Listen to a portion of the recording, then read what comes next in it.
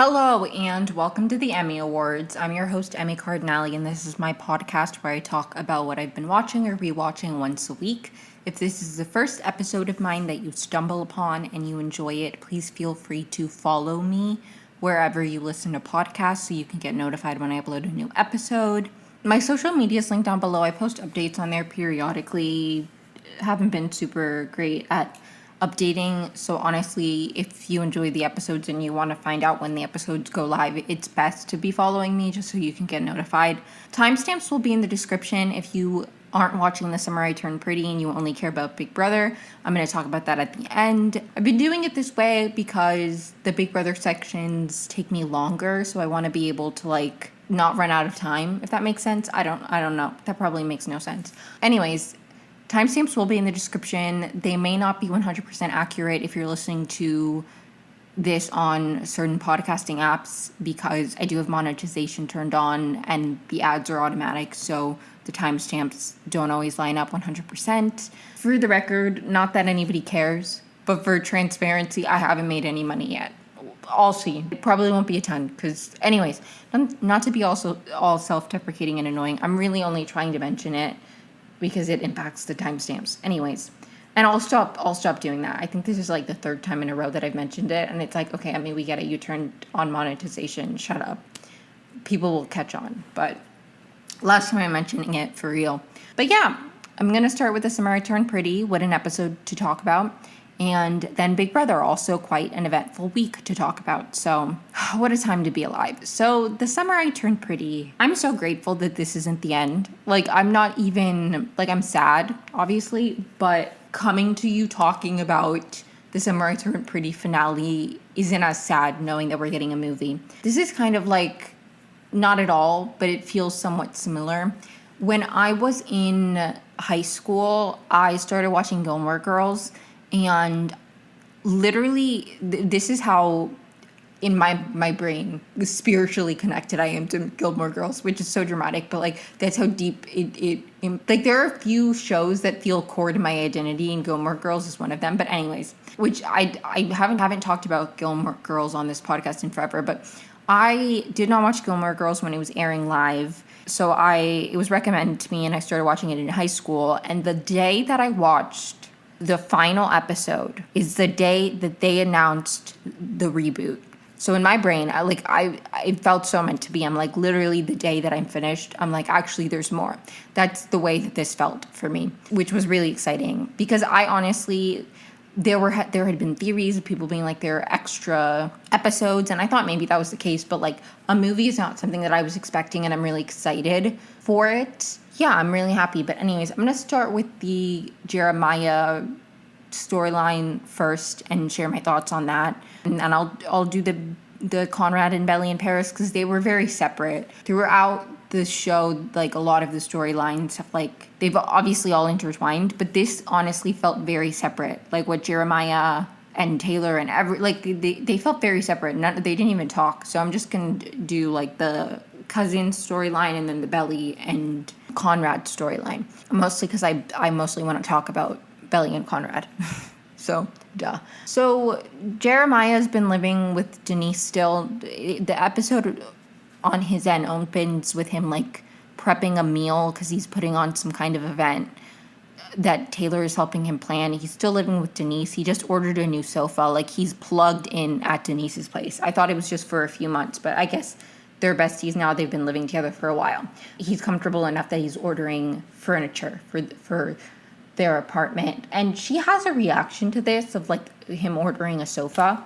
And he's oh, I'm so sorry. I shouldn't assume. I'm imposing. He's no, actually, I'm moving to San Francisco. Steven and I got offered money because, I don't know, they want to do something in tech or whatever. Who knows? Who cares? San Francisco, super big on tech, if you didn't know. Which I feel everybody does. So they're moving to San Francisco, and Jeremiah's Taylor must be pissed. And Denise is Steven hasn't told Taylor yet. Taylor walks in, overhears it, and she's pissed. And that's a whole conflict throughout the episode, which I'll get to. But I want to touch on, I'm going in the order of the storylines that I care about from least to most. So I'm going to do Jeremiah, then I'm going to do Taylor and Steven, and then I'm going to end with Belly and Conrad. for anybody who cares. Anyways, the bar that they were planning the tasting at fell through. They can't find anywhere. Eventually, Denise is like, why don't you do it in the house? And this is kind of like what forces Jeremiah to overcome his fear of the cousin's house for some reason, right? Like, he associates it with the failed wedding. He hasn't been able to go back. We saw last episode he couldn't go in for Christmas. And this is kind of like a moment where Jeremiah has to push through that because it's the only possible way. And I thought this was beautiful. I'm not a Jeremiah fan, and I do have critiques of him that will come in a hot second.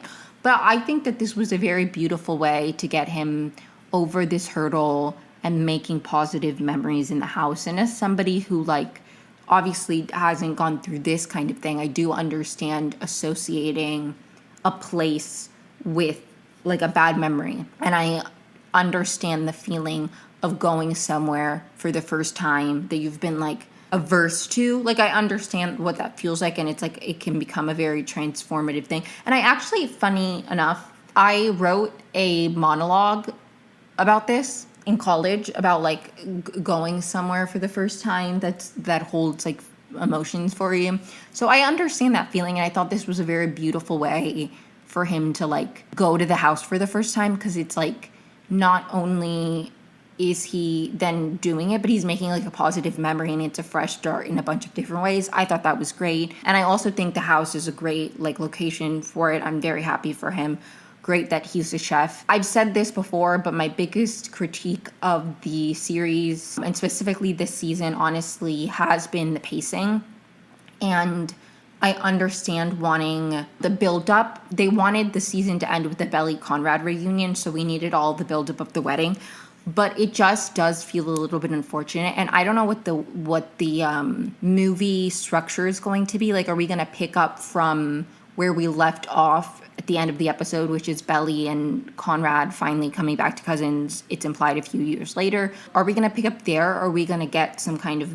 Anyways, but even regardless, it's a little bit unfortunate to me that we got like one episode that was all of the wedding, and then like Jeremiah is like working... He's working in a kitchen, then suddenly he decides to be a chef, and there's like no context in all of these decisions. I don't know. I wish we had gotten a bit more of that. Like, the pacing just feels a little bit weird. It's like we didn't need one whole episode that was just the day after the wedding, and then the next two episodes rushed through months.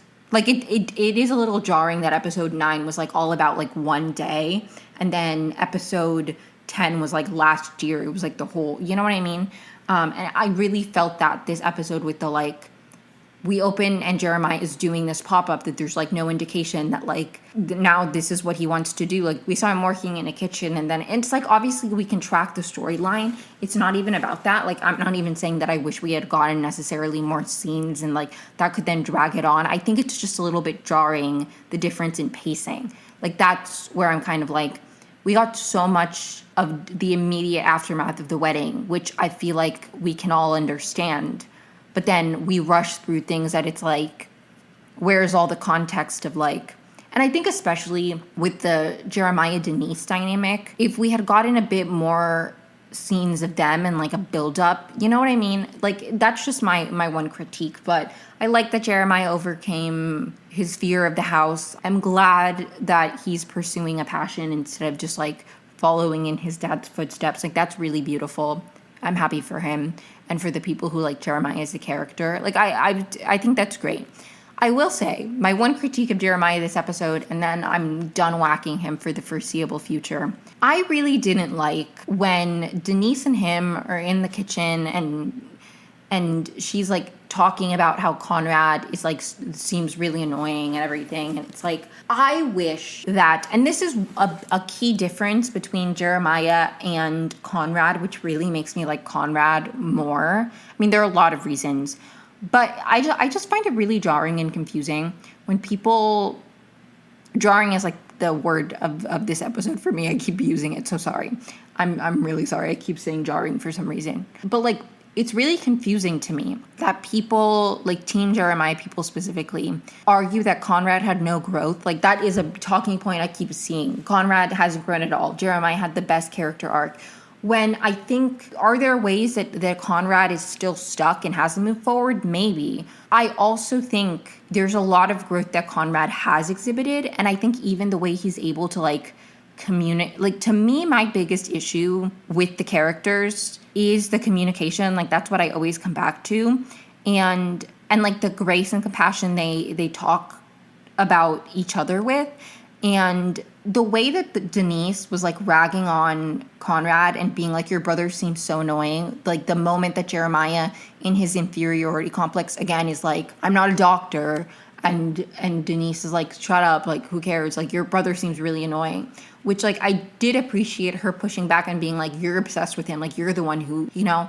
But I wish, like, the thing that bothers me about that is, like to me, what would have shown a maturity and a growth from Jeremiah, specifically in how he views Conrad, and maybe we'll get this in the movie.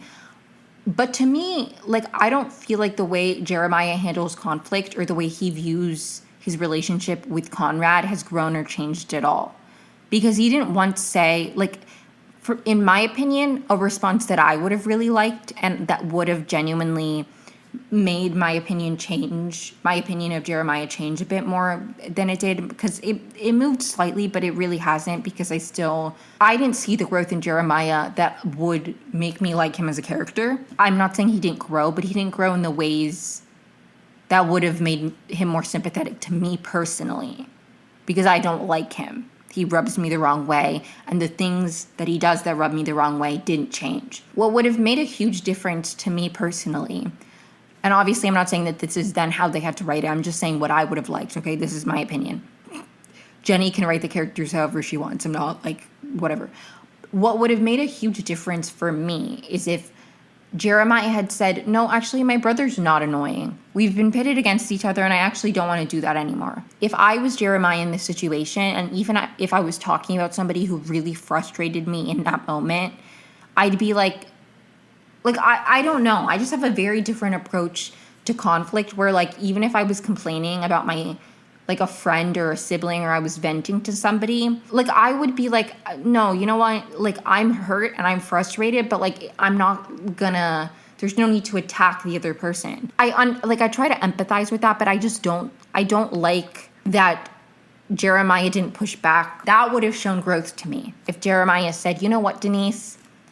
My brother's actually not annoying. We have our issues, but he's not annoying, and he's not a bad person, and he's not even trying to compete with me. We've been pit against each other. Our parents, you know, compare us in ways that aren't healthy. Like, it's not about that person. Like, I don't know. That would have really, really made a huge difference for me. And I would have actually felt like Jeremiah grew and changed, because I do think that he did grow and change in great ways. Like, I think it's great that he's pursuing his passions and he's not just, like, pleasing his dad. But I don't think that the way I don't know. I also really, the one thing that really pisses me off about the Denise and Jeremiah dynamic is I don't like the way that in their dynamic, it feels like Denise is the one giving Jeremiah all the compliments. Like, she calls him pretty. She's like, so, you're great, you're great, you're great. It's like, and I understand, and I'm not saying that he doesn't, but we didn't get enough of, like, it doesn't feel, and this is an issue, and honestly, to me, it just validates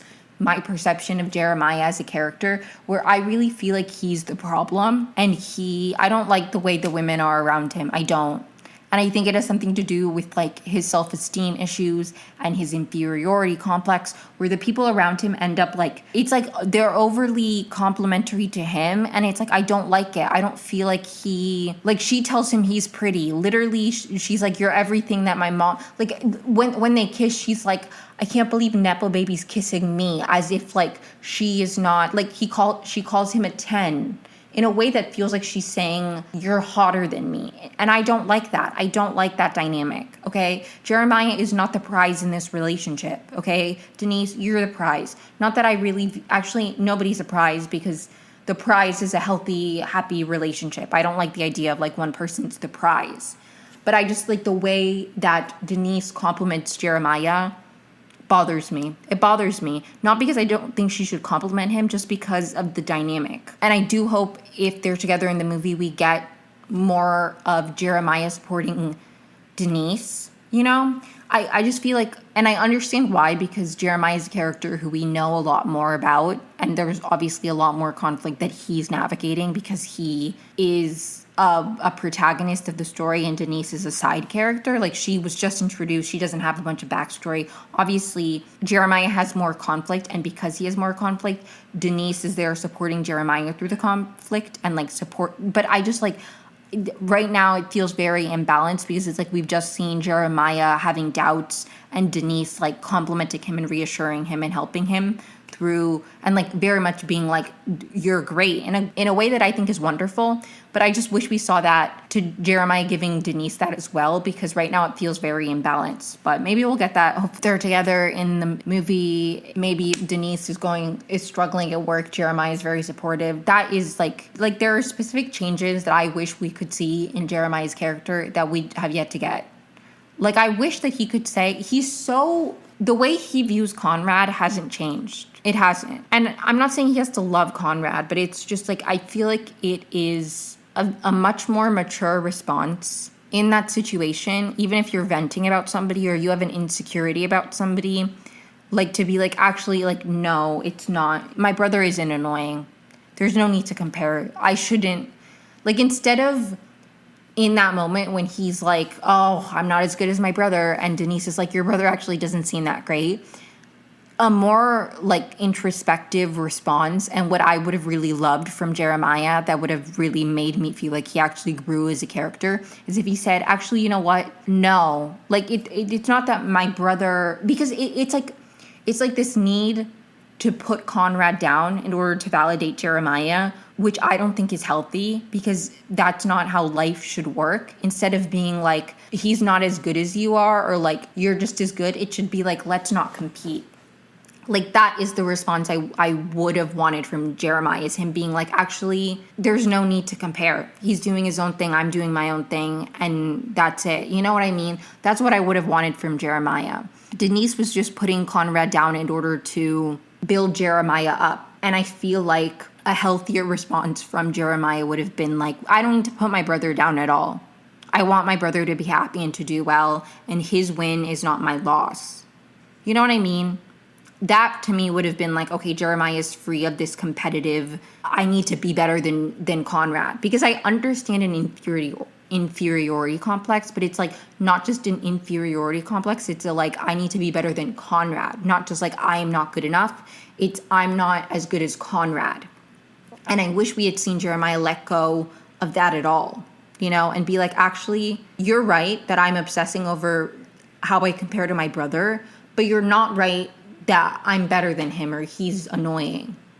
There's just no need to compare, and there's no need to compete. You know what I mean? But anyways, so moving on to Taylor, and then I'll get to Belly and Conrad. Taylor's obviously really annoyed that Steven made this decision without telling her, and I found this annoying.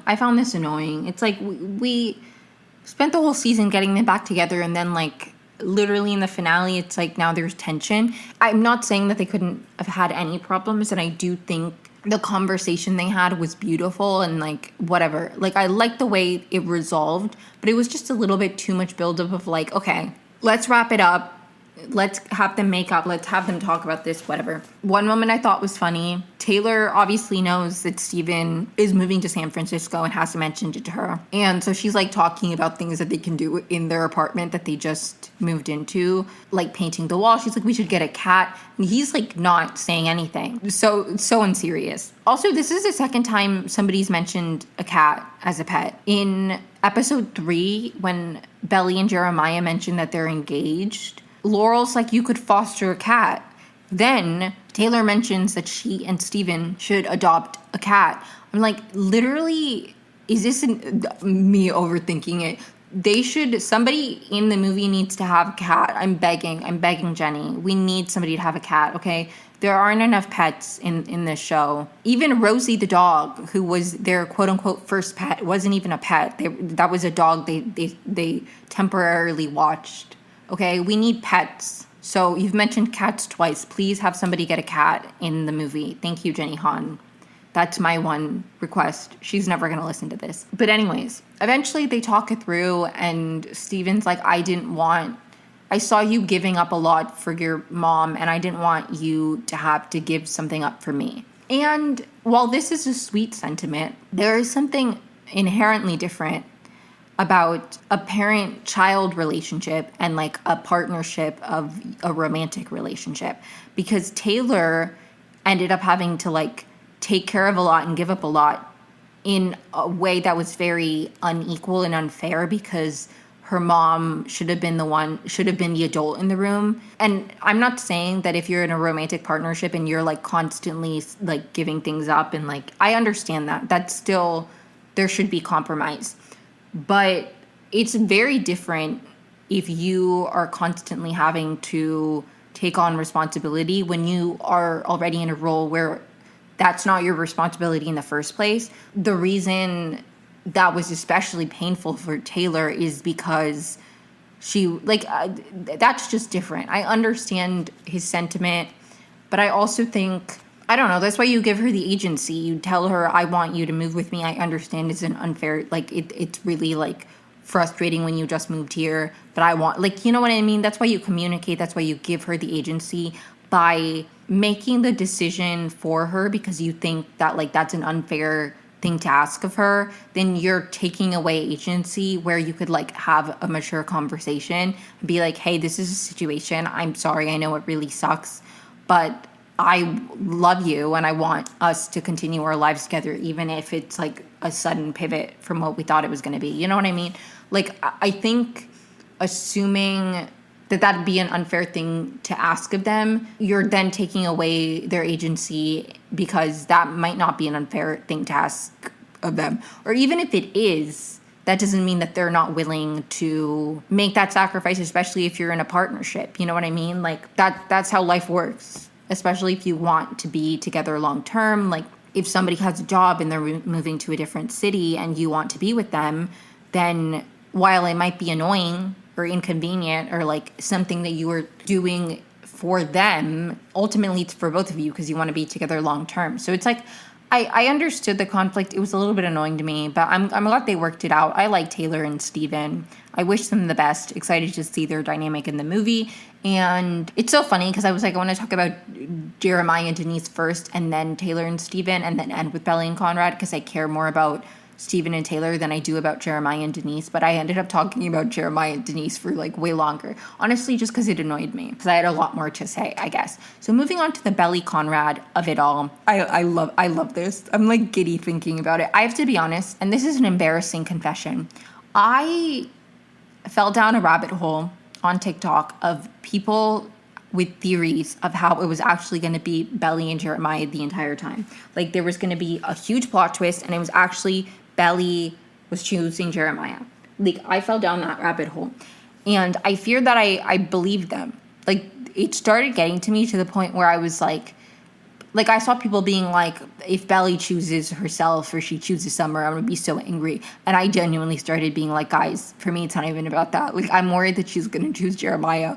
That I would have rather she end up alone. She end up with Benito. She ends up a nun, anything but Jeremiah. And maybe that's me being a hater. I really just hated their dynamic. And I also, from a storytelling perspective, I think it would be really lame if the entire season narratively is building up. Like, the whole point of the season is to show Jeremiah and Belly falling apart and not being long-term in order to build up for a Belly and Conrad reunion. Like, that's narratively what we were leading to. And I just feel like it would be really pointless and really annoying if they have a reunion. It lasts 2 seconds, and it's like, actually, the couple that we watched break up this entire season, they're the couple that we should root for. You know what I mean? Like, that would have been so stupid to me. And it brings me a lot of joy that the way that they've talked about the season post it wrapping is them being like, yes, this season was leading up to Belly and Conrad. Like, we wanted to show all the events that had to lead to them getting back together. So it's like, I'm glad that I clocked that properly and I didn't like misread the situation. Anyways, so I'm glad that did end up happening, because I would have been really, really miserable, to be honest. I just like, that would have really anchored me. And you know what's so funny? And I don't know if I've said this on the podcast. I feel like I didn't, because I didn't want to manifest it into the universe. That's so dramatic. There were a lot of theories that Conrad was ill, like that he was gonna get sick, and I was like, imagine Jenny Han pulls a How I Met Your Mother, where Conrad and Belly do end up together, but then he gets sick and dies just for her to go back to Jeremiah. Like, I was worried that would happen. And I don't even, like, I'm not even scared to mention that, even with the movie coming up, because I'm like, that's not going to happen at this point. I'm not worried about that. If that happens, I don't even know. I can't imagine that happening. But anyways, Conrad gets there. He's literally waiting at her doorstep. So slay of him. And so romantic. She's, like, caught off guard. She gets off the bike with Benito, but they do the double kiss, and like they don't kiss on the lips, and I was like, okay, they're not together anymore. Belly and Conrad spend the day in Paris sightseeing, and it was like so sweet. Like I loved this. I was anxious the whole time, I'm not gonna lie, but it did warm my heart. And he's there, obviously. Belly's birthday is the next day, but that's the day his conference starts, so he went straight to Paris. Because I feel like last episode I was like, why did he change his flight instead of just going to Brussels and then taking the train? But he wanted to go there. He wanted to go straight to Paris so he could get as much time with Belly, which makes sense. So I guess, I don't know. I would have just gone to Brussels and taken the train, but we're not all made of money like Conrad Fisher. Anyways, but I loved this. I loved the sightseeing. I loved all of it. And then there's a really sweet moment where Conrad's like, I've pictured your life here, like I just want to see this through your eyes, which I thought was so sweet. And I was thinking of like, I don't know, I moved to LA. Obviously it's not the same as moving to a different country, but I moved to LA not knowing anybody here and not having anybody around, and like genuinely I moved here completely not knowing anything or anywhere. And I thought a lot about like if I was Belly, where I would take somebody my first year. It's been very different for me now because my sister lives here now and she's lived here for like a year. So I've lived in LA for 3 years, and the last year my sister's been here. So it's definitely a different experience now. I'm like, I have different spots that I hit now because my sister moved here. She lives in a different part of town than I do. So like there are things that I frequent now that I didn't before. Like it's changed, but I'm like, if I were to take somebody when it was just me and I had just like, anyways, because she takes Conrad to like this roof and she like talks about how she used to go there. And I think my rooftop, I used to go to this scenic overlook on Mulholland Drive all the time, and I would go and I'd watch the sunset and I just listen to music, and I loved that because that was like a similar way that Belly's like, you can see the whole city. That is what that scenic overlook was for me. So I feel like that's where I would take people, and I haven't been in a while and I want to go back. That just inspired me. I want to go back to the scenic overlook one of these days and watch the sunset. But yeah, I understand Belly, and obviously again, completely different. She talks about how she like, one of the hardest things was trying to buy like laundry detergent. I obviously didn't experience those things because I didn't move abroad, but it made me really happy. Belly sharing that with Conrad, him listening. I truly, from the bottom of my heart, love their dynamic. Like, it brings me so much joy. The way they bounce off of each other, the way the conversation flows. It brings me joy. Like, I like their dynamic. They make me happy. What can I say? She, like, talks about the city and everything, you know. And then he compares it to the human body and how everything works together. And it's like, and he's like, I sounded like a geek. And she's like, no, you sounded like your 10-year-old self. And it's sweet. It's heartwarming. And then she invites him to her birthday dinner. She's having a pre-birthday dinner with some of her friends and like her Paris friends, and so she invites him, and he's like, yeah, I'll come. We see him in Belly's apartment while she's like getting ready, and like he's nervous, and he sees Junior Man, and it's all sweet. Again, warms my heart. I love Conrad. I really do. What can I say? I loved the dinner with her friends. I really liked the dynamic with her friends. It was so great to see all her friends there, how much they really cared about her. Also, her like former roommates being there and being on good terms, and like it was great to see the little community that Belly had out there in Paris, because that was very rushed. obviously, or not rushed, but again with the pacing, which I've already talked about quite a bit. But it was nice to see how much she really had settled in there. Like her roommates, who were like annoying last episode, are great. Like that was so fun. Her friends really liking Conrad, Benito being there. It was tense. Obviously, we hadn't gotten the confirmation that Benito and Belly were broken up. I thought they were, because I'm like, they would have kissed when she got off the motorcycle.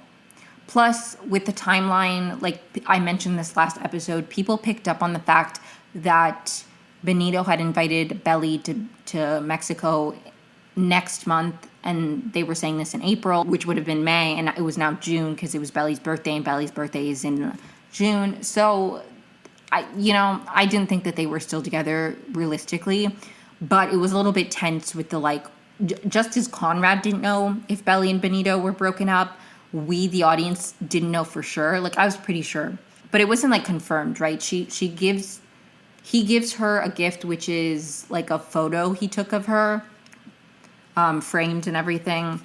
It was her in bed, and so it's like there's tension. It's like, are they together? Then they have the dinner, and I love the way the people, all of Belly's friends knew. They were like, you're a legend here.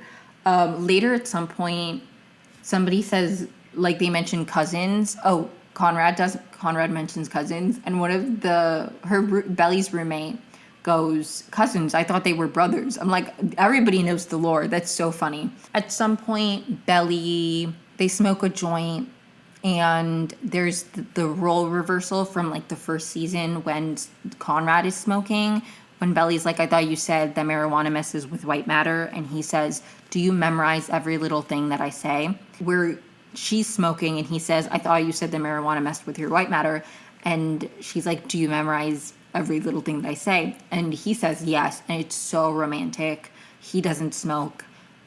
It's so romantic. Eventually, I think this is after that scene, he gives her a vial of sand from Cousins, and he kisses her on the cheek. It's all so romantic. And then they walk home, and I didn't pick up on this the first time I watched, but she has his jacket on, which is very romantic, of course. And I loved the scene where they were walking home when he's talking about like the life that she has out there, and how he thought that she had run away to like punish herself. And at some point during the dinner, Belly says that she was the villain, right, in the story, because Benito's kind of like, why are you here? And her friends are like, you confessed your love to Belly. They talk about the whole thing, and Belly's like, I was the villain in that story. So when they're talking and Conrad and Belly talk about that, I really love this. I love the way that he empathized with her and was like, I understand like the running away and wanting to punish yourself.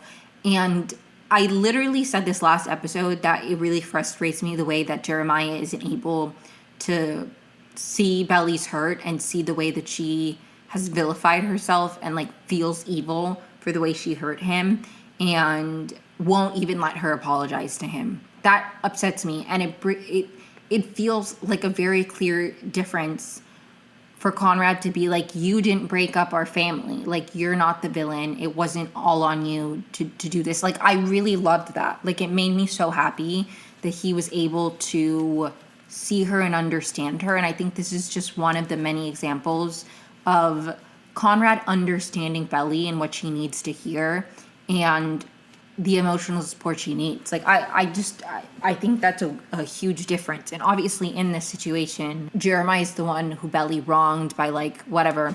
But I think Belly was also wronged by Jeremiah, and she forgave him, and he didn't forgive her. And time has passed and he still hasn't forgiven her. And it's just like, I don't know that. And eventually he did, whatever. But that was a huge moment for me, of him being like, I understand where you're coming from, and I don't want you to hold this burden. I don't want you to hold the stuff from our childhood. I don't want you to hold the weight of everything that happened. It wasn't on you. I loved this because I do think Belly needed to hear that. And I think it's another example of Conrad's growth, the way he's able to reflect on all the conflict and not talk about it with such like anger or like blame or like, because I think growing up and handling conflict maturely is recognizing that like nobody's the villain. Nobody, and like, are there times where people objectively wrong you? Yes. I'm not saying that like nobody's ever like quote unquote the villain, but I think it's just like in messy situations like this, it's a very mature response to be like, we hurt each other, I hurt you, you hurt me. It's not like, to me, the fact that Conrad is able to be like, I messed up, I'm not holding you to anything you did. It's a level of maturity and growth that I just don't feel like Jeremiah has. Like, I feel like it's a huge contrast of like Conrad being like, it wasn't on you to break up the family.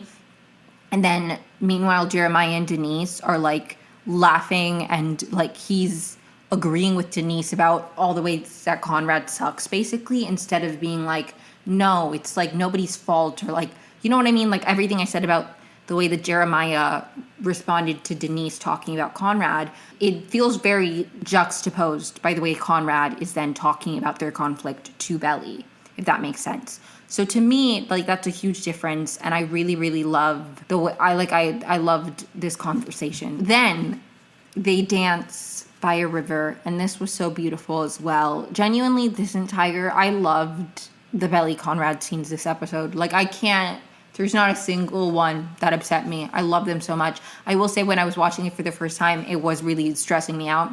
And rewatching it with the context of everything that happens made them less stressful. But that one I really liked. Like, when I was watching that the first time, even, like, it really immediately, I clocked the fact that I was like, I literally just said that Jeremiah, like, won't let Belly apologize. And, like, this feels like such a, like, contrast of, like, Conrad not even asking her to apologize. He's not even expecting her to apologize. He just recognizes the ways that she is like being hard on herself, and he's saying, I don't want you to be, you know? When they dance, they talk about prom, they like, in a way, again, it was really, really nice, the ways that they were able, and like, not to get too in the weeds of like the way people criticize Conrad, because it's like, at this point, who cares? But a complaint I've seen about Belly and Conrad's relationship is like, all they are is like, they lean on like nostalgia. And I'm like, because all they talked about this episode was like their memories and their conflicts. But I'm like, honestly, Conrad can't win, because it's like him showing up and consistently reaching out to Belly is like him coming on too strong. But if he didn't, then it would be Conrad doesn't care.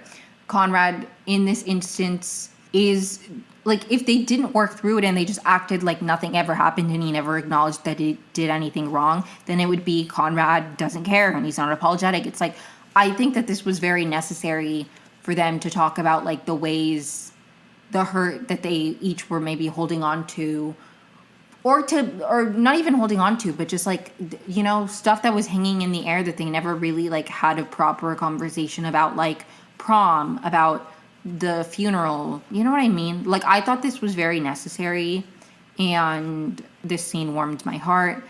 Then Belly talking about how the letters kept her going also warms my heart. And then they go back to her place, and this was amazing. This was so good. Dress starts playing, loved it. I was like, it was great.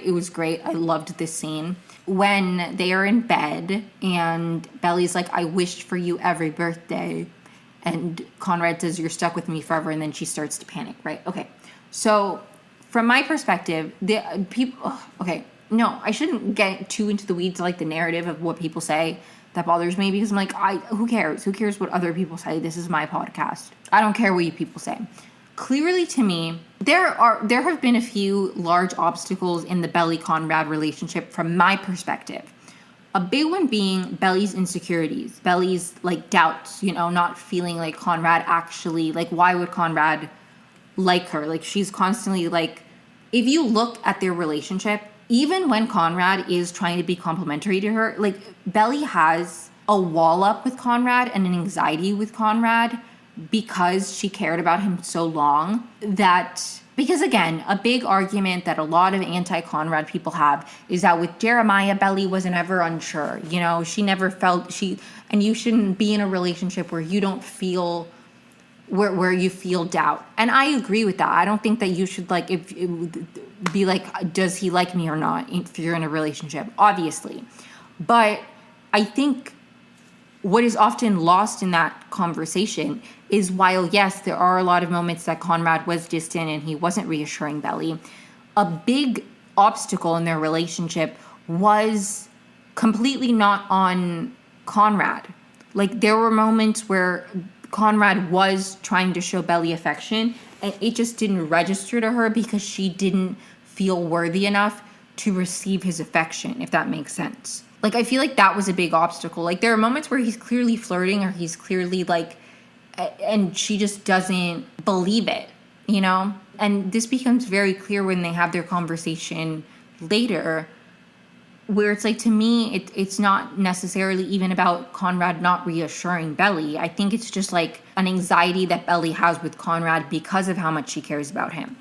But I don't remember what I was even saying. Okay, so when Conrad says, like, you're stuck with me forever, she panics, not because she doesn't want to be with Conrad forever, but because that's like a very heavy thing and that's something that she never really thought that she could have. She goes to the bathroom, she checks her phone for birthday messages, and then she comes back out and they have a conversation. And I was so fucking anxious when I was watching this the first time. I'm not gonna lie, I was so stressed out. I was like, we have 15 minutes left. What the fuck is going on? But again, this conversation was so necessary. It was so necessary. Like, the thing is about the Belly Conrad scenes is even the ones that like were stressing me out, they were so necessary. Like, they were so necessary. Belly's like, what do you think is going on here, Conrad? Because basically, I forgot to mention this, sorry. He's like, you're stuck with me forever, and then he's talking about like canceling his, she's like, when's the next train? And he's like, well, you know what? I don't have to go to the first day. It's just like introductory stuff. And Belly starts freaking out about, like, you know, again, everything that I just talked about. And then she comes out and she's like, I think you should go to the first day of the conference. And he's like, did I do something wrong? Again, another example of Conrad's growth. He senses that something's tense and he tries to communicate. Conrad has been very avoidant in the past. He's not doing that. He's not avoiding. He's like, what is going on? Let's have a conversation. And Belly's like, what do you think is going on here, Conrad? And he's like, she's like, you show up unannounced on my birthday. Like, what was your plan? And he's like, I didn't have a plan. Like, I just wanted to tell you that I love you and see if any part of you still loves me. And Belly's like, I've always loved you. That's the problem. And this moment, I think, was so, so important. And I'm so glad it happened. Belly's like, what if we just love each other? Like, how do I know that I love you because I actually love you and not because it's something that I've, like, thought that, you know, that I was told? How do we know we love each other because we actually love each other and not because of this, like, this situation that we've been in where, like, your mother said that we were going to be together? She's like, what if Susanna never got sick? Like, you would have never looked at me again.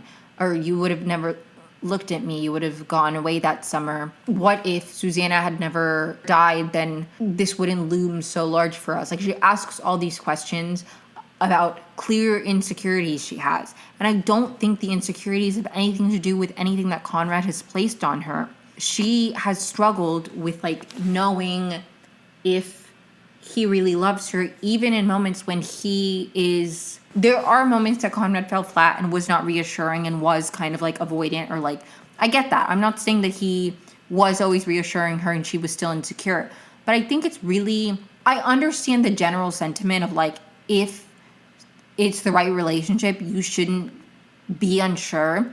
And I think yes, and sometimes it's more nuanced than that.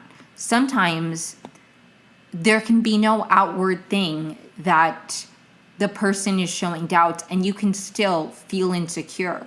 Or maybe they're not doing, like, I don't know. I feel like that's just too simplistic. As somebody who has, like, deep-rooted insecurities, even, like, I don't know. I understand that where, like, even if feelings are being reciprocated, or, like sometimes you miss the signs because you don't believe that somebody would like you that way or be, like, I don't know. I feel like it's way too simplistic to be like, if the person actually likes you, you wouldn't be unsure, you wouldn't be anxious. or you wouldn't struggle with those things. Because I think while, yes, sometimes it's because the other person is giving you mixed signals, sometimes it's genuinely your own internal things you're going through, and it has nothing to do with what the other person is giving you. And I think it's too simplistic to be like, well, if it was the right person, you wouldn't have a lot of doubts, or you wouldn't have any doubts, or struggle to feel like they actually like you. I feel like that's too simplistic. And I think especially with a character like Belly, there are a lot of moments where it's like clear that even when Conrad is showing her affection, she struggles to believe that it's real. And I don't think that's all on Conrad. I think that has to do with like an insecurity and a weight that she's always placed to Conrad's affection and his love because of everything. You know what I mean? And I understand Belly in this way, because I feel like if I had a Conrad, somebody that I really like, I cared about so deeply for a long time, and then we dated, and then it ended horribly, and then they came back and they were like, I love you, I understand her feeling of like, because she always had like a level of insecurity of like, Conrad doesn't actually like me, or like we would have never gotten together if his mom hadn't gotten sick, or like, you know what I mean? And so much of her relationship with Jeremiah was about like, this is what Susanna would have wanted. Like, they got together very soon after Susanna died, and they carried each other through the grief. That's something they've both said. And she wanted to always take care of Jeremiah, to honor Susanna's wants and everything. So it's like, to me, it feels really simplistic to say that the conflict and Belly's doubts and insecurities and anxieties are because Conrad is avoidant. I think a lot of it has to do with more than that. You know, I think it's more than that. So I really loved this conversation. I love the fact that Conrad was like, that's not why I love you. And Chris Briney said this in an interview, and I loved it, where he's like, I think that's a great moment where like somebody says like, you vocalize something and the other person's like, I never even thought of it that way. And I understand that because I've had those moments where it's like, do you even like me, or would you even like, you know, I understand that. And then the other person's like, I literally wasn't thinking about it at all in that capacity. Like, that has nothing to do with why I care about you or why I feel this way. Like, I understand that thing where it's like, you're perceiving a situation that way and you have all these anxieties about a situation. And then when you communicate that, the other person's like, that is not at all what I was like thinking of the situation as. Or I've even had moments where I'm like in the Conrad type thing where somebody says something and I'm like, I genuinely, that's never been a consideration for me. I don't feel that way at all. And it's not even necessarily something you're trying to project. It's just the own person's, or like something that you're at all trying to communicate. It's just the other person's anxieties and insecurities that then they start to feel a certain way and they start to think that that's how you feel. You know what I mean? I'm not making any sense, but it makes sense to me. So like I understood that, and I love that scene. And she's like, and he's like, I'm sure, like, I know that I love you. I've changed everything about myself. And the one thing that never changes is that I love you. Like, it's not about my mom. It's not about anybody else. I've tried not to love you for the sake of Jer, for the sake of not dragging you down with my grief. And I can't stop loving you. I love you, and I know that for certain. And Belly's like, I wish I could be so sure. He leaves. He cries. He goes to get his train. And Belly gets a message from her mom, and it's like an old photo of her. And she like is like, I actually am not a completely different person. I am still, like, I've been trying so hard not to be that little girl that I once was, and there's no reason not to. And I've seen the way okay, I know that I said earlier that I wasn't going to like talk about the way other people have been talking about the scenes and everything, and I don't want to, but like this I really need to talk about, because it genuinely irritates me to a degree that I can't explain the way people are talking about this. Because I've seen people being like, oh, the whole thing, Belly is like regressed. It's like, no, it's not about regressing, and it's not about not changing at all. It's about the feeling of wanting to be a completely different person.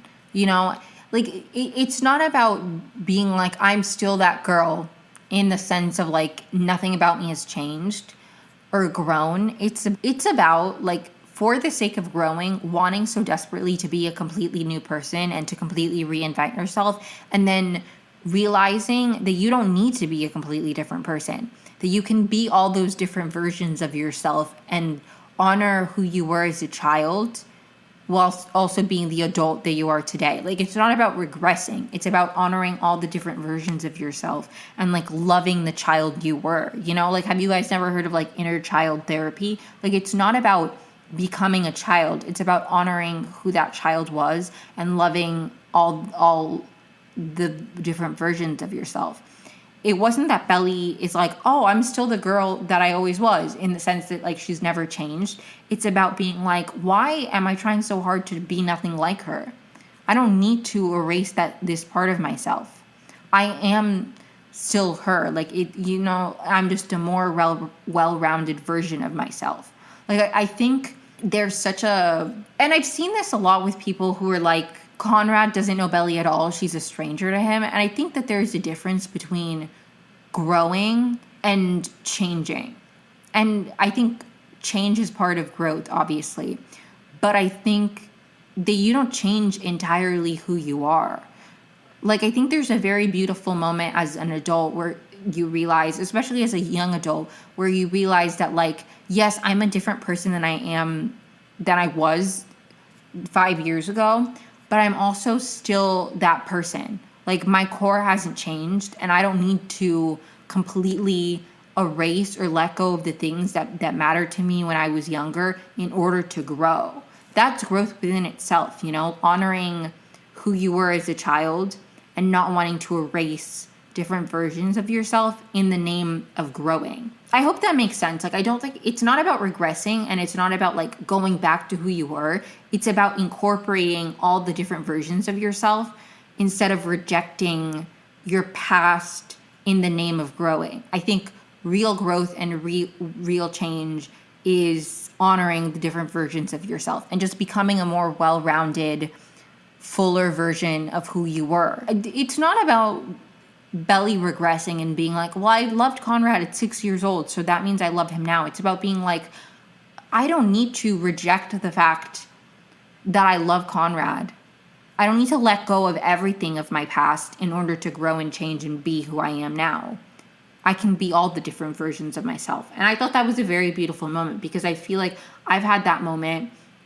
And I think when you go through like a traumatic event, or even when you go through experiences and you make mistakes where you're not proud of yourself and you begin to, like, again, I haven't been in this exact situation, but I understand the feeling of like feeling like the villain and feeling like you ruined people's lives. And not that I did anything crazy, but I've been in pain and I've been versions of myself that I'm not proud of. Like, I'm not saying that I did anything where I'm like, people are like, oh, I don't know. Maybe I did, maybe I didn't. But like, I've gone through moments where I, like, due to mental health crises, I feel like I've been a very negative person to be around, and I feel like I've deeply impacted people, and I've looked back on moments and been like, and hated myself, and like I feel like there's an experience you go through when you really don't like yourself and you don't like versions of who you are, where you want to be a completely different person, where you're like, I'm not that person anymore, I'm a completely new person.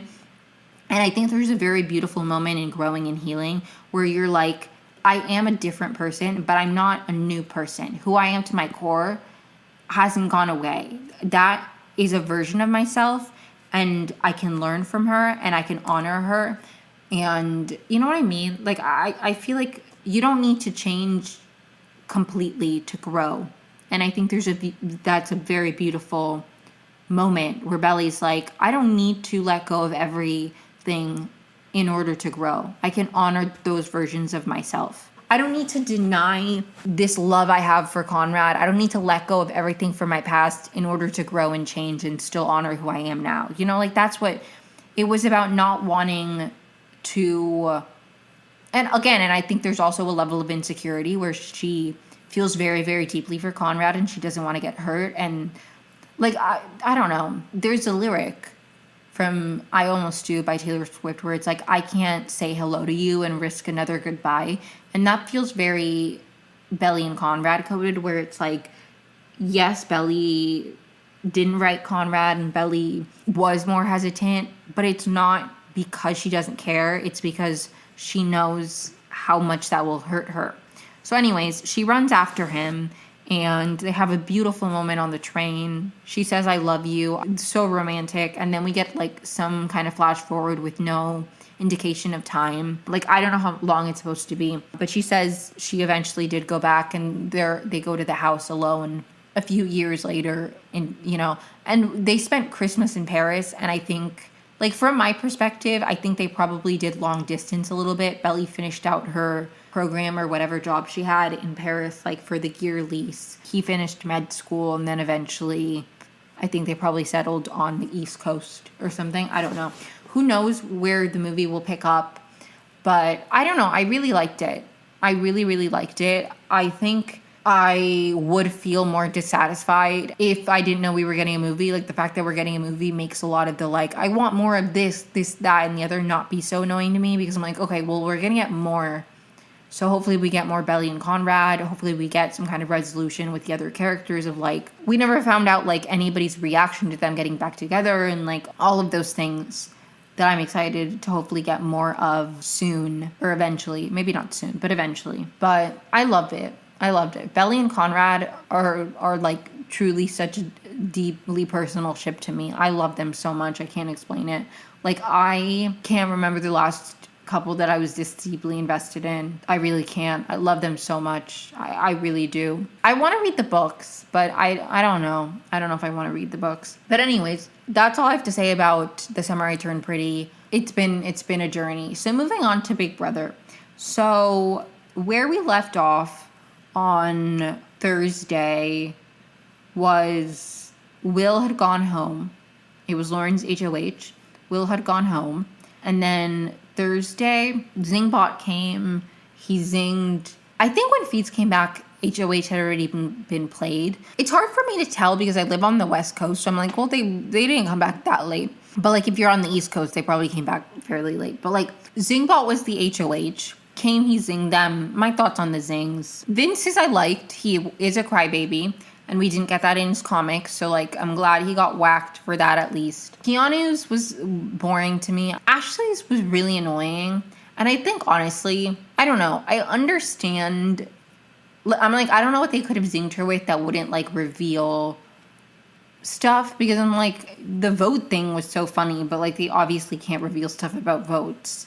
And also that wouldn't mean that would mean something to us, but it wouldn't mean anything to, like, the house guests. But being like making it all about how she followed Rachel and she was boring, I'm like, there's nothing you could have thought of for Ashley. Like, that was kind of boring to me.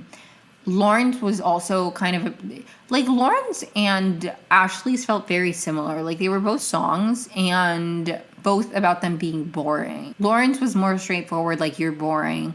And then Ashley's was like, the only thing interesting about you was that you were, like, friends with Rachel. Kelly's was funny. Ava's was boring. It was just about her, like, fashion, which is, like, the least interesting thing about Ava. And then Morgan's really, really fucking pissed me off because it was like, what do you call somebody who like, does X, Y, and Z for Vince, his girlfriend, blah, blah, blah.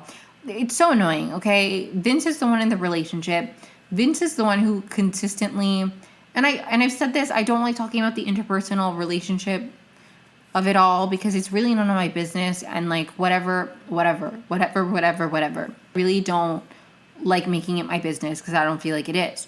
But it does bother me that Morgan gets the flack when Vince is A, the one in the relationship, and B, consistently telling Morgan, like, we're not crossing any boundaries.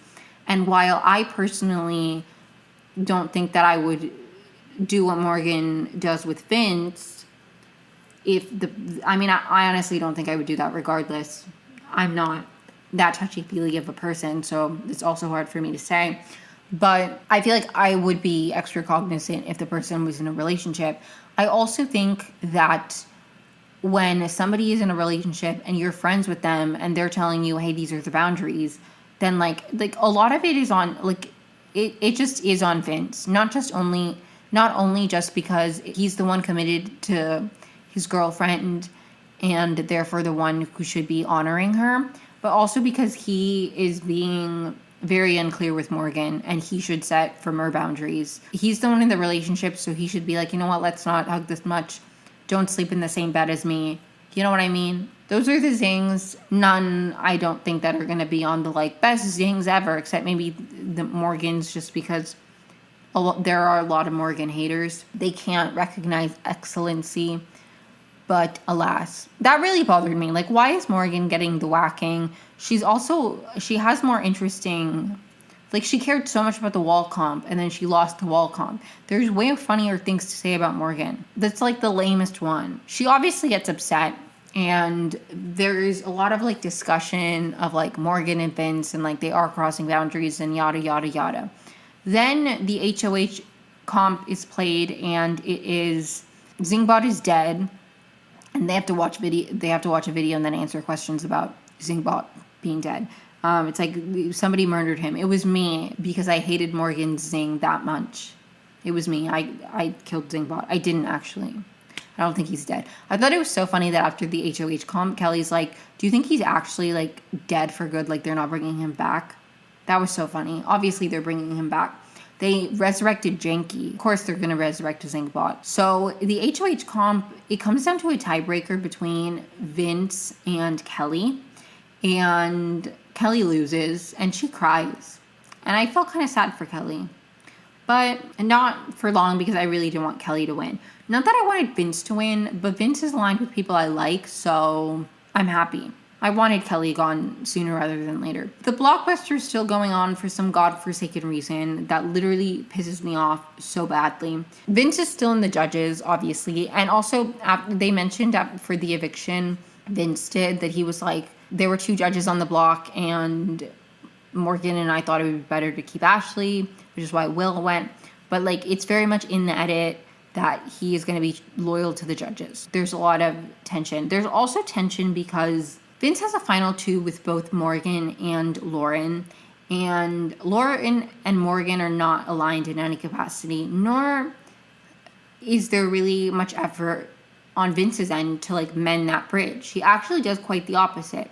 Like, he will be like, after the safety chain, he's like, Morgan really is mad at me that I saved you. Like, Morgan doesn't like you. Like, it's so weird. It's so odd. Morgan will say something, and then he'll go and tell Lauren that. And it's like, why would you do that? It's literally making Lauren not trust Morgan. Like, he's literally that mean that's like, how could Blink do this when you're the one holding the weapon? Like, you are the one who's like giving Lauren reasons not to trust Morgan and giving Morgan reasons not to trust Lauren. And then being like, why don't they trust each other? Because you've done nothing to try to get them to trust each other. Really, really stupid. Really, really stupid on his end. But Morgan is like, if Lauren doesn't touch the block, that clearly shows that Vince is not loyal to me. And also, that gives Lauren points for her resume, because Lauren is like the last person to touch the block. Except Rachel. Rachel never touched the block, but like, I say last person because Rachel's not going to touch the block because she's in the jury house. So Rachel's not the last person to touch the block. She just never did. But like, Lauren was nominated and she was like the last to be nominated. Lauren is the only person left who hasn't been nominated. And if she did get nominated, she would be the last to get nominated. So, because Rachel obviously went home without being nominated or evicted. So, Morgan's like, we need to get Lauren on the block. Lauren, meanwhile, is like, why would I go on the block? We have a final 2, Vince. Why should I shouldn't be worried about going on the block during your HOH. We have a final 2. And I've done quite a lot to save you. So there's some tension leading up to the nominations. To Lauren's credit, she always says no. She never once is like, sure, put me on the block. She's like, no, don't put me on the block. But anyways, so like, Lauren is a name that comes up a lot. Sorry if the audio changes at all. It's because I am picking up the next day. But basically, where I left off was talking about before nominations, Vince's HOH. And the thing about Vince, and I don't mean to whack him too much, but I'm going to try to only do it from a game level. But it's like Vince has put himself in such a shitty position, and then he like victimizes himself when it's like all things that he's doing. And it's annoying to me. Like, it's really, really frustrating to watch Vince because it's like, you put yourself in this situation. So, anyways, he has two close allies in Lauren and Morgan, and neither want to work with the other. And he does a horrible job of trying to mend that bridge. Can't even, not that I would feel bad for him, but it's like he really put himself in this position where it's like your closest allies don't get along and you've really fueled it. Like, I feel like there have been moments, there are people in the past who I can think of who, like, they've tried to get their allies to work together and they just clash for some reason or another. It seems to me that Vince never cared about Morgan and Lauren working together and possibly targeting each other. The thing is, I don't think that every single one of your allies needs to be working together. I think there could actually be something valuable about being closely aligned with two people who are not particularly also aligned, because then later, if Vince were to hypothetically want Morgan out, Lauren could have gotten Morgan out on his behalf, if that makes sense. I think there is a way to maneuver these relationships, and I just think he does a really bad job. And the thing that gets me about Vince is that he puts himself in a bad position and he makes decisions and then he like cries and is like, I really don't like the way he navigates the game, and it's really, really frustrating. But when nominations end up happening, the nominees are Keanu, Ava, and Kelly. I was really happy with the nominees. I'm not particularly rooting for any of those people, and I was like, you know what, that's good. Veto is played, and there's obviously, before the veto, there's discussion on the veto being used. Morgan would want Lauren on the block. An argument for Lauren going on the block is not just like she's coming after me, but also like you're kind of helping her chances the longer you keep her off the block. Vince did say in some of his DRs, I think on Wednesday's episode, that was a consideration of like he doesn't want Lauren on the block, but like maybe it could be good to get her on the block for that reason as well. He obviously doesn't want to, and he's in a tough spot because obviously he's closely aligned with Lauren, but then he has like the judges and Keanu, and he just tried to align with too many people and has gone about it in a really bad way. Like, I don't know, I feel like, and I feel like I've said something similar in the past, so like not to plagiarize myself, but I do think that you can kind of tell that Vince is a fan of new age Big Brother, if that makes sense. And maybe I'm wrong and maybe I'm like completely far off. And I, with full transparency, only started watching Big Brother around the same time Vince said that he watched. I, however, have watched old seasons, and not that I think that makes me better, but I feel like to understand the depth of the game of Big Brother, you need to understand the eras it went through. And I think there's something so wonderful about a competitive like show like Big Brother that has been around for so long, to the point where you can like watch the different eras and the way, like I just think there's so much to learn. And if you're playing Big Brother, especially if you're playing as somebody who's like, I'm a fan of the show, I feel like there's so much information that you could, like, I don't know, and maybe this is completely far off, but I just feel like there's a vibe to Vince where I'm like, I feel like I can tell that you've never watched an earlier season of Big Brother, you know? Because I think he started watching after Big Brother 16, if I'm not correct, and I don't think he's watched any of the earlier seasons. If he has, I'm sorry to be wrong. I don't know for sure, but I feel like he hasn't watched older seasons. Like, he hadn't seen any of Rachel's seasons. I don't think he's seen any season that Dan has been on. Like, I'm pretty sure he started watching during Big Brother 16, and then he's watched every season since.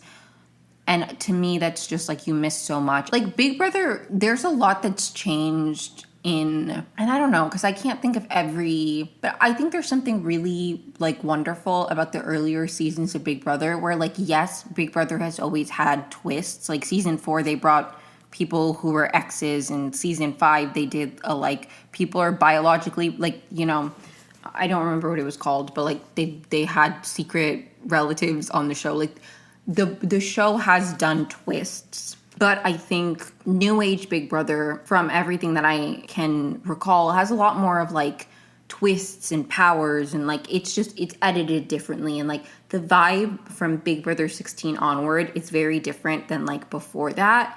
And I think there's just a lot of game strategy that you don't like. I feel like you really, really learned so much watching Big Brother in the earlier seasons before, when it was like purely a game and people weren't going on as much for the reality TV aspect. Like, yes, it was a show, it was always a show, but I think as social media has grown and Big Brother less so than like other shows that are very much like launching pads to like influencing careers. I feel like Big Brother has a more niche audience where it's like, maybe I'm wrong, but I don't know. I wish there was a like Bachelor Data-esque person who tracked like Big Brother players and stuff. But anyways, sorry, I'm going on all these unnecessary tangents. But I just like Vince's gameplay really frustrates me.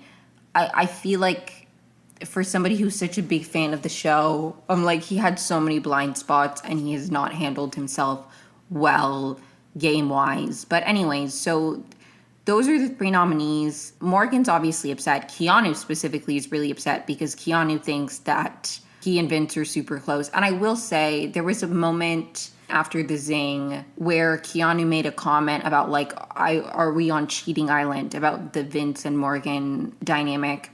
And honestly, he kind of gave Vince an easy reason to put him up. I think he would have had a fine enough reason to put him up anyway, because Keanu did nominate Vince to teach him a lesson, quote unquote. So it's like, at that point, it's like, whatever. And you're also, I'm putting you up on the block up front. You have 2 chances to save yourself. Like, I don't even know. At this stage of the game, you have to nominate 3 people. That's like most of the house. 4 people if their veto is used. Like, that's like literally everybody at that point. So Keanu being upset, it's like, even if Lauren and Vince weren't super close and they didn't have a final 2, it makes less sense for Vince to nominate Lauren, who hasn't ever betrayed him in any capacity, than it does to nominate Keanu. Keanu has nominated Vince. He nominated Vince. Meanwhile, Lauren used a veto on Vince. Like, it would be stupid to burn Lauren in that way by nominating her instead of Keanu in that case. So the fact that he thought that he wouldn't be on the block and it would be Lauren is odd to me to begin with, but whatever. That was a completely justified nomination. Keanu caring at all is whatever. Morgan and Keanu now have like a bit of an alliance because he's against Lauren and Morgan is obviously not working with Lauren and would also target Lauren. So they have like a good relationship now too, and they kind of talk about what they would do for the veto, and that's important build up because then Keanu picks Morgan to play in the veto. So playing in the veto were Vince, Keanu, Kelly, Ava, Morgan, one other person, and I can't remember who it was. I think Lauren was playing in the veto as well. Maybe I'm wrong. It really doesn't matter. Morgan wins the veto. And I was really happy for her. It's been really, really fascinating. Like, not fascinating, that's not the right word, but like the arc of the season and Morgan really dominating comps has honestly been such a joy to watch, because Morgan on feeds for weeks and weeks and weeks kept talking about like how close she was in comps and how like she really thought she had it and like she really wanted to win the wall.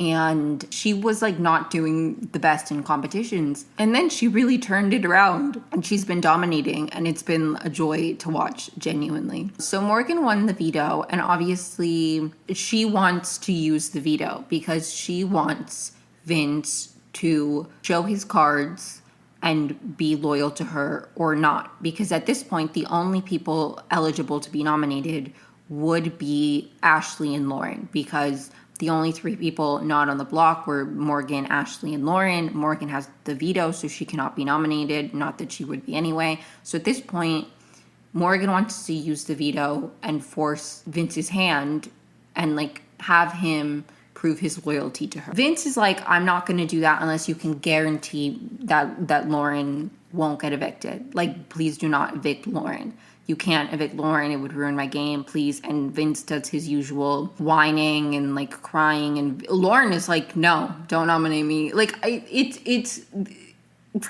was so unserious the entire week. And even after because spoiler, Lauren is the renom. Even after Lauren is nominated, literally he keeps being like, I feel like I was forced to, like, I don't, like, he will make a decision or he will be in a position because of his own shitty gameplay, and then he'll be like, I didn't want to do that though. I didn't want to do that. Like, I'm so sorry, I was forced to do that. It's so stupid. It's so stupid from Vince's perspective. From Morgan's perspective, it was 100% in her best interest to get Lauren out for a lot of reasons. Vince is clearly loyal to Lauren, and having your final two be very loyal to another person obviously puts you in danger. Vince at some point in the week makes a comment about how that's his ideal final three when Lauren is ready on the block. And this is like a concern for Morgan because she's like, I don't want to be final three with Lauren. Like, what are you talking about? This is not good. And that's a valid reason.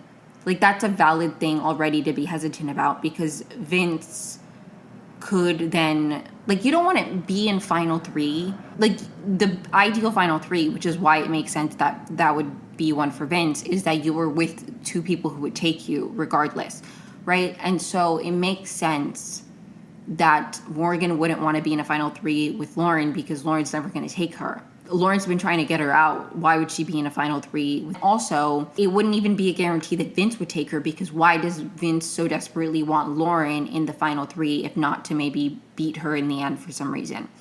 I honestly think that Vince loses against most people at this point just because, and I don't know, maybe he would really shock me in the final two seats and he would pull out like an owning all of it and being like, I was sneaky, but it got me where, like, maybe he could really sell his case. The thing that really annoys me about Vince's game and like consistently turns me off about his game is that he'll do like something, like he just doesn't own any of his moves, and he doesn't, like, I can't imagine Vince winning, because I'm like, how are you going to sell anybody that you deserve to win when you will like fuck people over and then be like, but I didn't want to do that? It's like, okay, so you're literally just saying that it wasn't your decision when you literally have the power to nominate somebody. So like, you don't even control your own decisions during your HLH. And I understand that a lot of the times he's in a shitty position, but it's like because of your own actions though.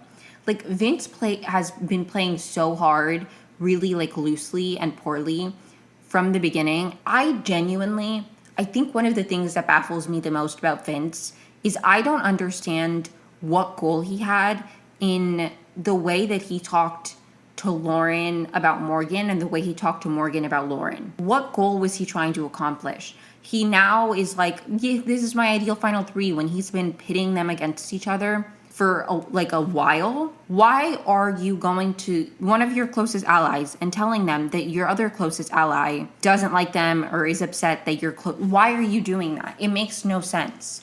It's so confusing to me. Like, that is genuinely one of the most confusing aspects. The only way that I think that is smart is if you're doing that because you want one ally to target another, so then you don't have to get the blood on your hands. But that doesn't seem like that was his motivation. He said repeatedly that he wanted to keep both of them around. So why would you pit them against each other? Then they're going after each other. You should have unified them and finding a common enemy or something. Like, Keanu and Morgan haven't been like besties or anything, but like they came, or even I feel like been particularly aligned or like, you know, but they both are going against Lauren and they can recognize a common goal. So they have been working more closely. You know what I mean? It's like Vince should have done something like that where it would have been like, I don't know. It makes no sense to me to pit your allies against each other unless you want them to go against each other. He's like, why are my allies against each other? Because of you. You made that worse consistently. Like, these are two people who are close to you and you were constantly spinning it really poorly. Also, his communication is horrible because, like, he's telling Lauren that Keanu's the target, and then Morgan's like, we're on the same page that Kelly's the target. So now Lauren is like, it's all like so stupid. It's all so stupid on Vince's part. I mean, on Morgan's part, I think she did a great job because she convinced Vince to nominate his closest ally in a way like that really didn't benefit him at all. The reality is Vince would have been screwed regardless in this situation with the veto being used, because the only two people he could have nominated were Ashley and Lauren, and like obviously he burns Lauren by nominating her, but if he nominates Ashley, then the judges, he could lose jury votes. And I do think while both situations suck, it's hard for me to know because it really depends who he'd be up against. But I'm like, in my mind, I'm like, I feel like he would lose more jury votes by targeting Ashley. But I'm like, does he even have those jury votes? It really depends who he's up against. But I'm like, I don't even think that he would have the jury votes at all. It would really depend who he was up against. Because in my mind, I'm like, it makes sense. Like, Ashley is more numbers, where it's like burning Lauren is the people Lauren's aligned with are people that Vince had already nominated anyway. So it's not like he's making any new enemies. But I don't even know if the judges really, if he has those numbers. Again, I guess it depends who he's up against. The game changes so quickly that like something crazy could happen. I don't even know. Or not crazy, but I'm like, depending on who goes out when and who the final two people are and how they sell their case, I think that's a huge one. Like how they are able to communicate, like argue their case is super, super important, because I think about Big Brother 25, watching that in real time, I genuinely thought that Matt had a better chance of winning because he seemed to be playing a better game. But what became very clear, Matt did a really bad job of being like, yes, I did this. Like, he wasn't able to articulate. Like, Matt was a good player in a way that I feel like was purely like instinctual. Like, he had an ability to be fake with people that really carried favor with him socially. But I think what was revealed in his trying to argue his case is that it wasn't intentional and it wasn't strategic at all. He just genuinely has like that, like that's just his natural thing where he tries to get people on his side. If Matt could have argued his case, I think he would have had a better chance, but like it was clearly not intentional.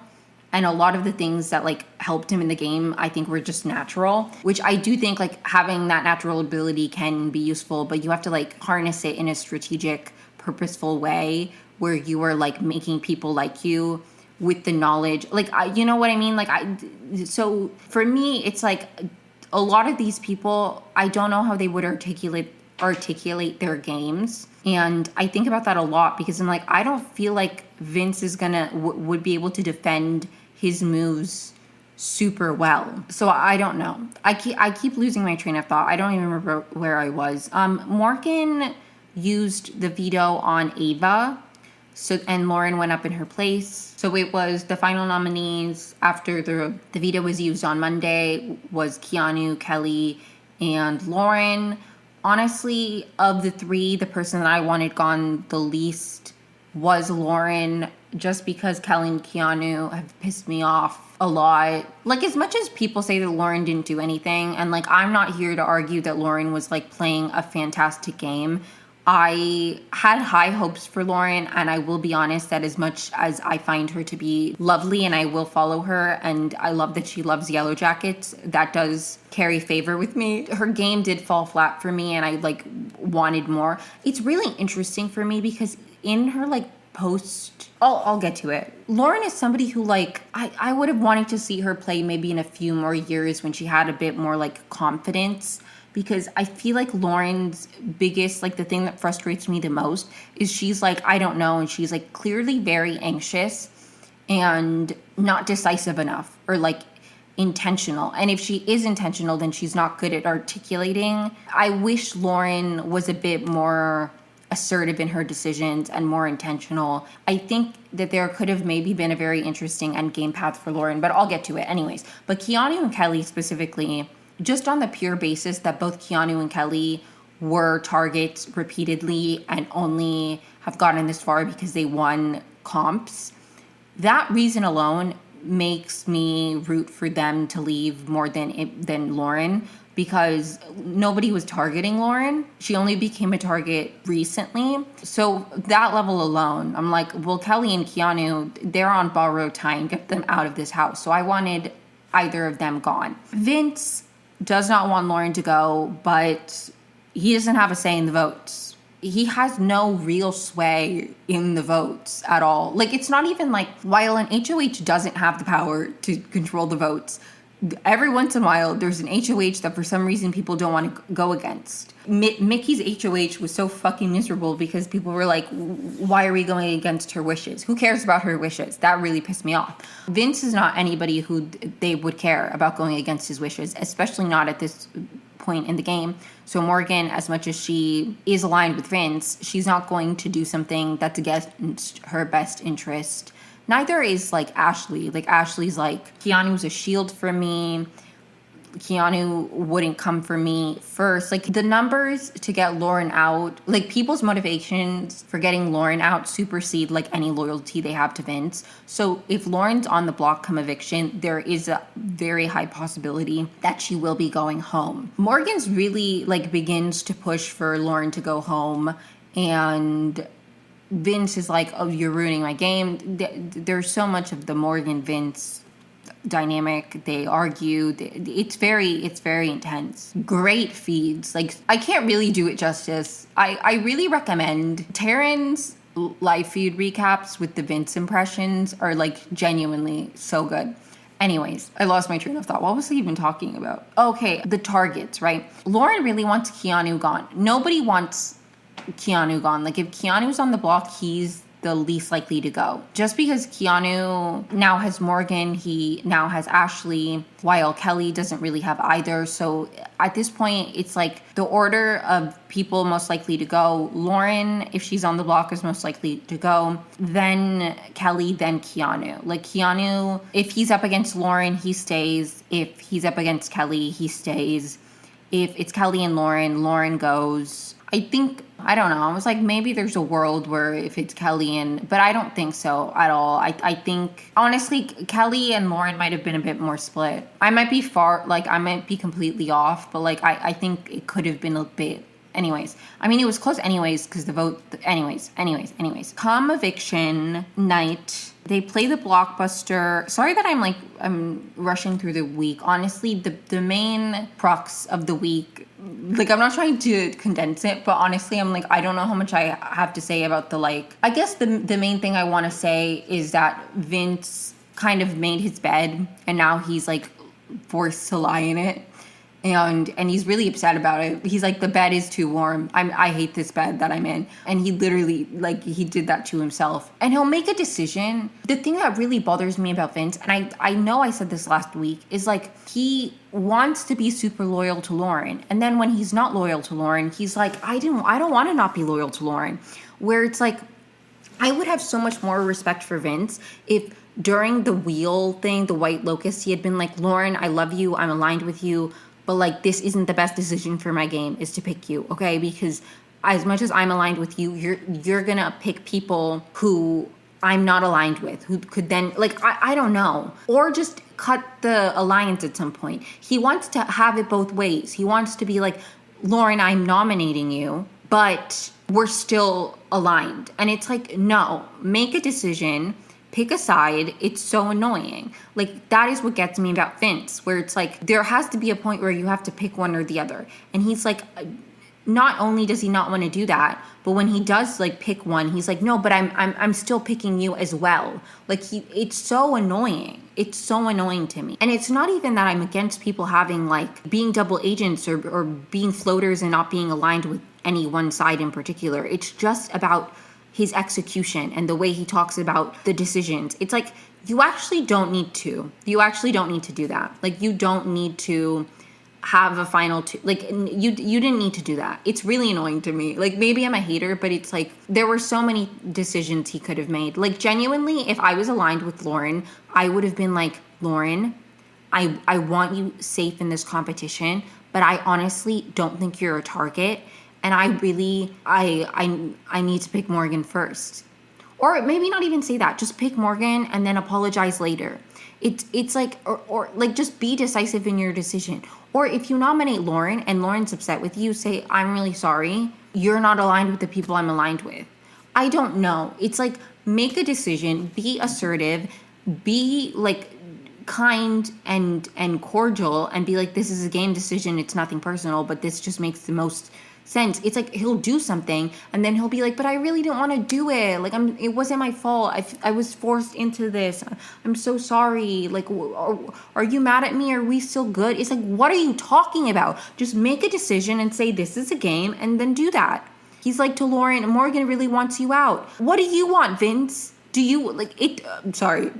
I'm getting unnecessarily heated, but it's just like such an annoying form of gameplay. It's like, make a decision. People are going to be mad at you. People are not going to like you. You're going to have to eventually cut somebody. Just like he should have honestly cut the ties with Lauren earlier. And honestly, Lauren should have cut the ties with Vince earlier. Like, she would have never done this and whatever, but I wish she had nominated him on her HOH or something because anyways. But I will say, on a positive, Morgan slayed. I love the fact that she was able to push him to do things in her best interest, even if they weren't in his. And I will give her 10s. I loved that on Morgan's part.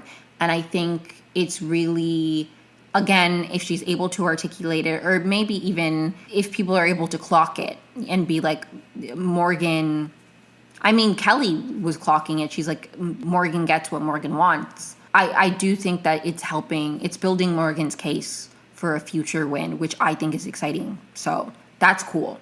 But anyways, what was I even talking about? So that's basically the week is like Vince being in a shitty position that he put himself in. That's the whole week. Morgan and Vince, Morgan convincing Vince to do things that aren't in his best interest, and then him refusing. Like, I don't even know. I find Vince to be a very annoying player. Like, I'm really sorry. I really just like, and I'm glad that it's helping Morgan, because at this point in the season, Morgan is who I want to win the most. Like, the two people who I would be the happiest if they won would be Morgan and Ashley. I think Morgan has a better chance. So right now, Morgan is my winner pick. I think she's in the best position as of when I'm recording this, which is Saturday. I started recording it on Friday, and like, I recorded the first half of this episode Friday night, and I'm finishing it Saturday night. So like, as of when I'm recording this, with everything that's happened since as well, which I'll talk about in my next episode, but like, I think Morgan's in a really good spot to win. So she's my winner pick. So like, the fact that it was annoying, but it did benefit Morgan's game, and I do think that it's setting her up in a good position. So in that regard, I'm happy, even though it was annoying to watch at times. But very entertaining, and Taryn Armstrong's Vince impression is so funny. But anyways, people are obviously clocking that Morgan is like swaying Vince, and that Vince is like super annoying and whatever. On Thursday, the Blockbuster is played, and it's like the ball pit comp, and Lauren wins the Blockbuster.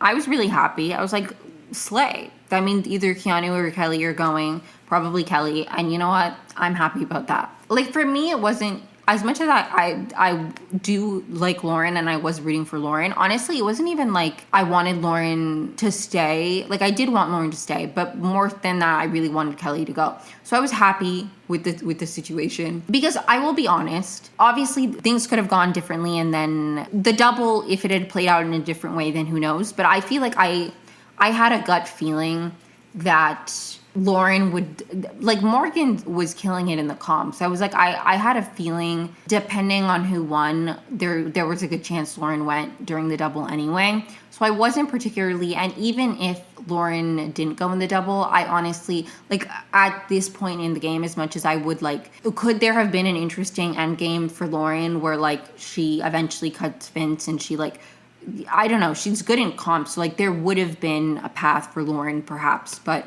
I wasn't really hitching a ride, or I wasn't really gonna sink with the ship. I was like next to it watching the ship. I don't know. Anyways, so Kelly goes home. It was 2-2, so Ava votes to evict Keanu, Ashley votes to evict Kelly, Lauren votes to evict Keanu, and then Morgan votes to evict Kelly. So it's 2-2, and Vince breaks the tie and votes to evict Kelly. And this was the first tie in a while, from my understanding. I'm not a historian, but I saw that somewhere, and I believe it. I can't remember the last time there was a tie. But anyways, so Kelly goes home, and she like blows up Vince's spot on the way out. Not that he really had much of a spot to blow up, but she was like, he had final twos with me. He had a final three with me. It was so funny. Her exit interview with Julie was also really funny. I've been up and down about Kelly. Really do not like her as a player. Like, her gameplay is so annoying, but she is entertaining on TV sometimes. And I will say it did really crack me up when she was like, I know I'm irritating.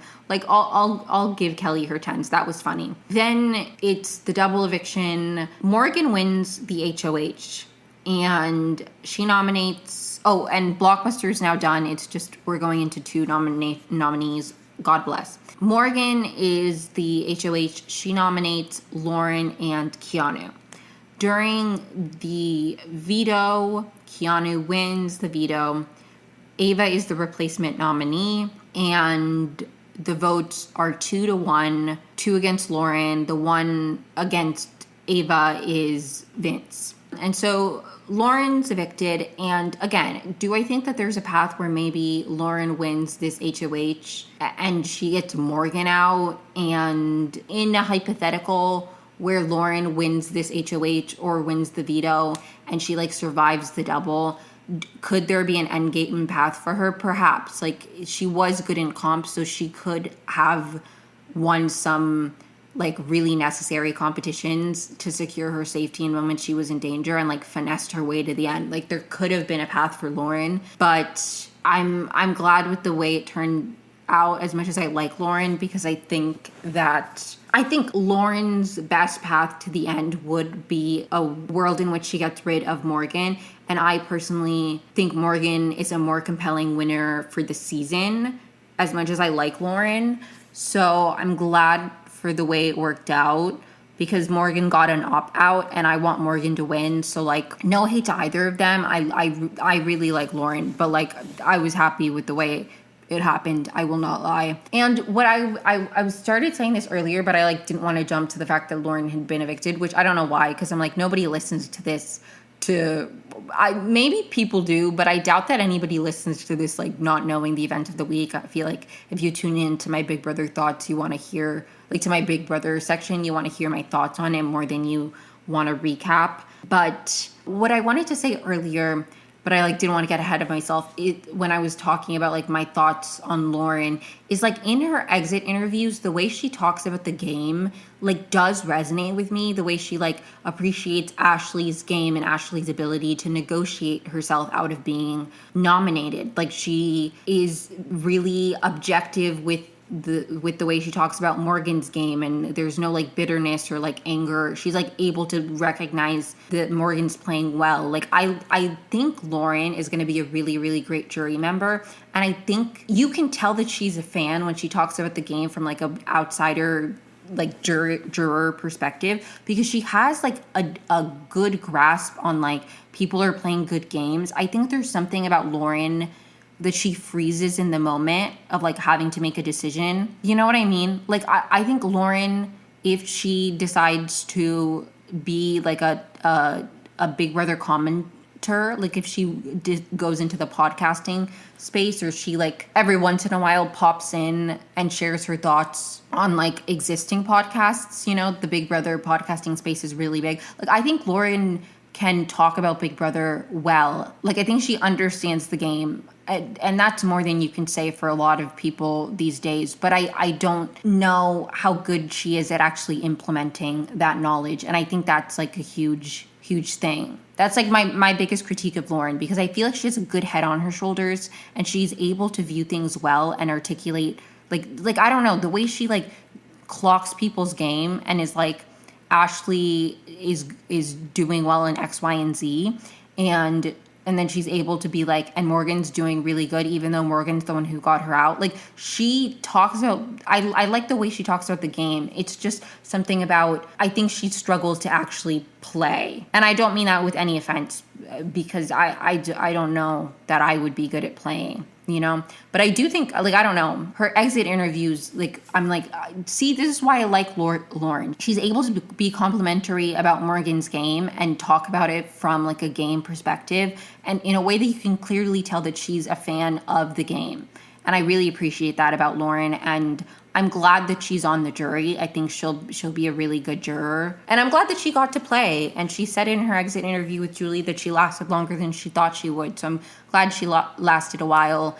And I'm glad that she got to do her dream. And hopefully, if she wants to, she can be in the Big Brother universe now, you know, talking on podcasts or whatever path she wants to go. I'm going to follow her. And Lauren, if you ever happen upon this, you are welcome on my podcast anytime. If you want to come on to recap when Yellow Jacket season 4 comes out, that would be so cool. I don't know. I would love to interview Lauren. I would love to have her on the podcast. I really like her. I'm really like any critiques of your game, not personal at all. And I'm really glad that she's on the jury. Going into the end game, I want Keanu out. I want Ava out.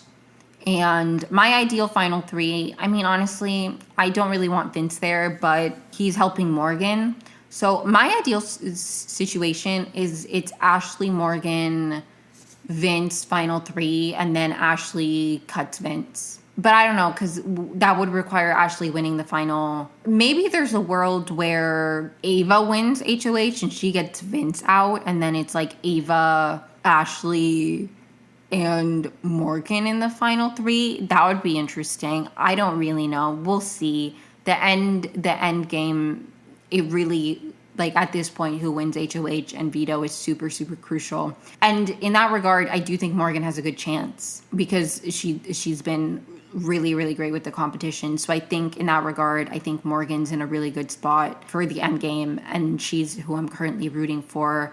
I would be most happy with a Morgan win, an Ashley win I would love. I think Ashley, the frustrating part about Ashley is I feel like her game is underestimated. And that's why I really appreciated the fact that Lauren was able to see that and able to pick up on that. And that's why I'm like, I feel like there's like a good gamer in there. I feel like Lauren just needs to tap into it more and like implement that, because that is something that a lot of people aren't picking up on, is the way that Ashley is able to like talk herself out of being nominated. That's huge. And I really, really love that Lauren was able to clock that.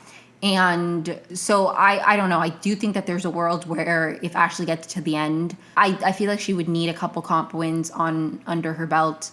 But I do think that it really depends who she's up against and how she's able to talk herself into winning.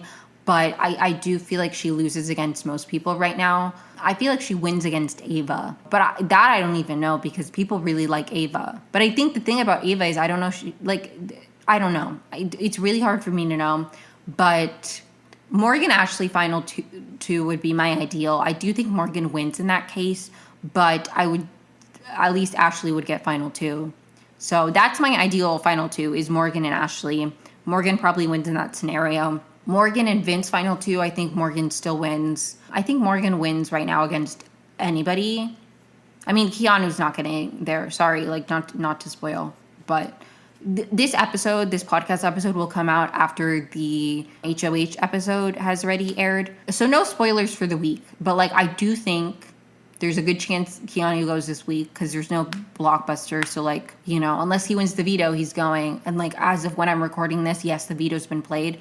But, like, I won't spoil it if you don't. If you know, you know. But, like, I don't feel like Keanu lasts very long. So he's not even a consideration. Like, it would really, really, it depends who wins the next HOH and who's. Anyways, by the time this episode goes live, you'll know that Vince is the new HOH, which is so funny. And if you think about it, really, Morgan has been HOH three times in a row, because it went Vinny, Morgan was the double eviction HOH, and then Vinny again.